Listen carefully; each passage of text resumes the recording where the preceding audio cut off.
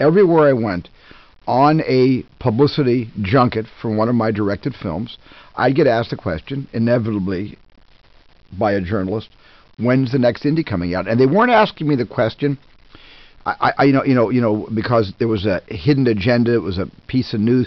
They wanted to know for themselves, not even for the radio station or TV station or newspaper they were representing or magazine they were representing. They wanted to know for themselves, and they would always say to me, sometimes not even on camera, are you going to make another Indiana Jones picture? And that was a question that was not only asked of me, and of course I did nothing about it, but it was asked of Harrison, and I know it was asked of George, and all of us have been asked that question.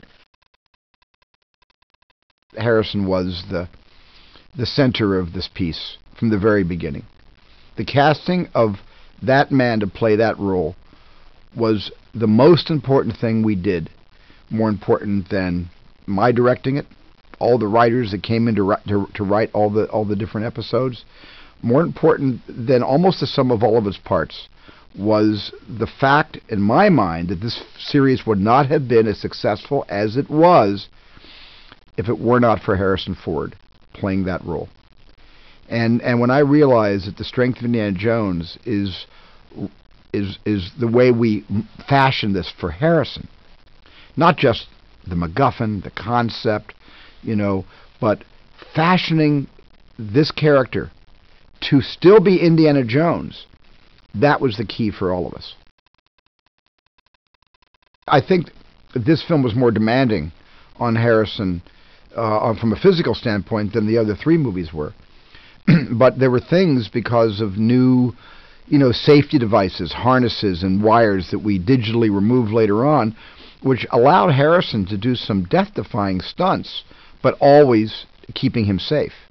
And so physically, in terms of, I guess, if Harrison had an odometer, there would be more mileage on Crystal Skull than probably Raiders of the Lost Ark.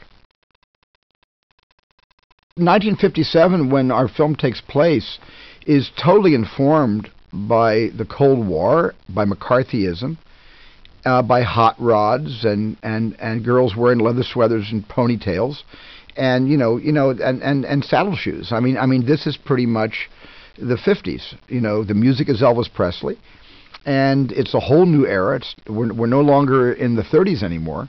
And there's been a couple of decades, almost a couple of decades have passed since we last saw Indy. And Indy has grown up and grown wiser and probably grown a lot stronger, too. And we thought that we would take all the trappings and turn them into virtues of the mid-1950s. Mutt enters Indiana Jones' life on a Harley Davidson, just like Marlon Brando in The Wild One. And we even gave him a little bit of the Brando motorcycle hat. He comes out of a cloud of steam from a train about to leave the station. And he comes with the plot in his hand. And he basically delivers Indiana Jones, Professor Jones, and the audience the beginning of a plot.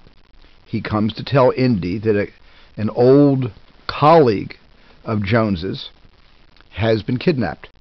A man named Professor Oxley, who Indy actually went to school with at the University of Chicago years ago. And he comes with that information, and that begins the plot of Indy 4. I had no second choice for Mutt. When I saw Shia in Holes with my kids years ago, the Disney film, I actually said, he'd be great in an Indiana Jones movie. And he reminded me a little bit of River Phoenix. And so it was just one of those moments where I kind of bookmarked my impression of Shia when I first saw him.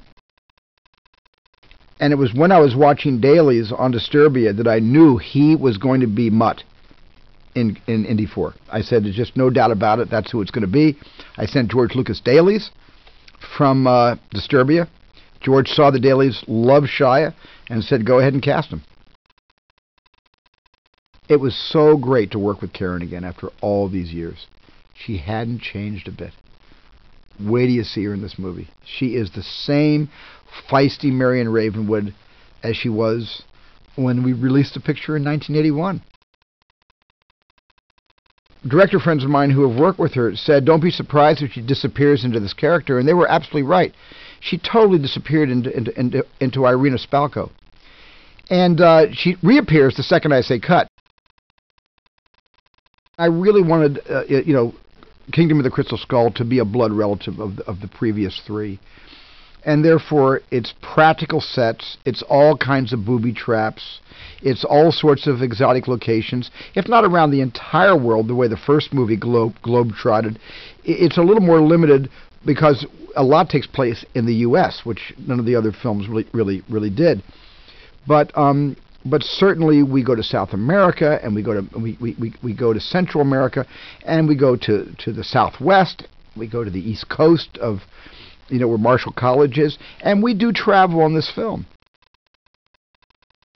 Every morning, you come on the set and there's an electrician whistling the Indiana Jones theme, or there's somebody humming it, or we couldn't go anywhere where somebody didn't start singing that song. I mean, it's just, John, talk about iconography. I mean, the hat is great, the whip is great, Harrison looks great in the hat with the jacket holding the whip. But what really gives Harrison a lot of his esprit de corps is John Williams with that theme that he came up with out of whole cloth. Those notes fell out of the sky onto his paper, and John's a genius, and John has, and Indiana Jones cannot exist without that theme, and of course that theme would mean nothing without Indiana Jones. I think this is the quintessential family movie. I think the movie is, as the other films have been, for people who don't know Indiana Jones, who maybe have never seen the DVD or a tape, or even seen it on television. I think you can see this movie uninformed about who Indiana Jones ever was or is, and absolutely sit there and get this original story handed to you on